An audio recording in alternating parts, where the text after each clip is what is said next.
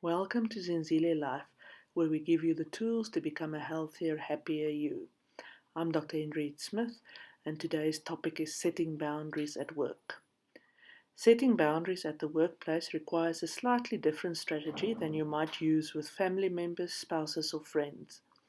If you want to be productive and enjoy your work, you need to learn to set boundaries which will serve you well and set up lines of respect. Do you have trouble speaking up if you think you're being disrespected? Or is work being piled on you so that you're falling behind and not spending time with family or friends? It's important that you quickly address the situation and set clear boundaries about what you will and won't tolerate. You should begin your boundary setting journey by thinking clearly about what's bothering you at work and what you hope to gain by setting the boundaries. You also need to think about possible repercussions. For example, if you've been working every weekend for the past year and are now going to refuse, there may be some eyebrows raised and you may feel uncomfortable. That's normal and can be addressed by calmly and politely stating that you can no longer work the long hours. When communicating your boundaries, don't bring them all to the table at once. Begin slowly and keep moving forward with more boundaries after you get used to the conversations with those you discuss them with. You'll quickly see what works with your coworkers and what doesn't.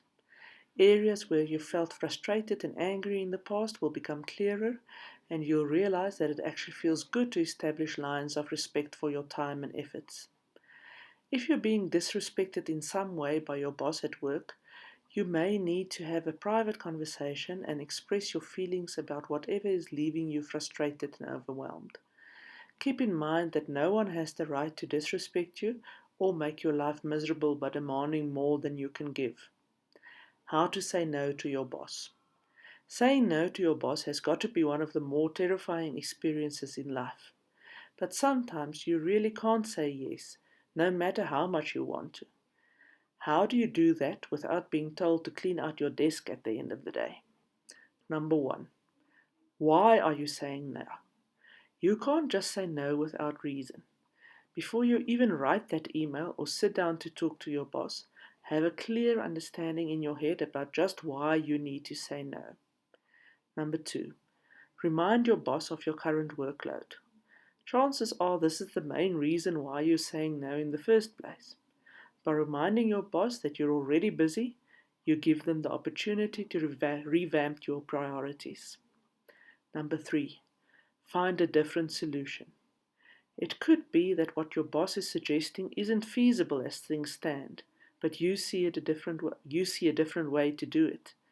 Offer them an idea of what to do next if you're not able to pick up the task, which leads to the next option. Number four, find someone else to do it. Maybe part of your brainstorming session includes an idea of a different person within the company who has not only the time, but the exact skills to do what the boss needs. Number five, don't forget to say thank you. That is especially true when turning down an opportunity. Let your boss know that you appreciate them asking. Number six, buy yourself time. Rather than saying no outright, tell your boss you'll get back to them later. This gives you time to consider your schedule and whether or not you'll have time for this. If not, at least you show you gave the matter some deep thought. Number seven, remember who's boss. In the end, if you've given out alternative solutions or other specific options, acknowledge that whatever they decide is up to them, not you. This accords your boss the respect they deserve. By remaining both respectful and professional, telling your boss no doesn't have to be terrifying. Remember that you're all there for the same goal of trying to make the company a success. Part of that success is being able to give your best, which you can't do when you're so overworked that the quality of your work suffers. Even your boss can't dispute that. At first, you're bound to be concerned about the consequences of setting boundaries in the workplace. It takes courage to speak up in any area of your life, but work is linked to your livelihood and self-worth. Think about and write down what a possible outcome will be of you speaking up at work. Then create a scenario of how you'll handle this. When you express your feelings with confidence and preparation, you'll be and feel much more in control of your destiny.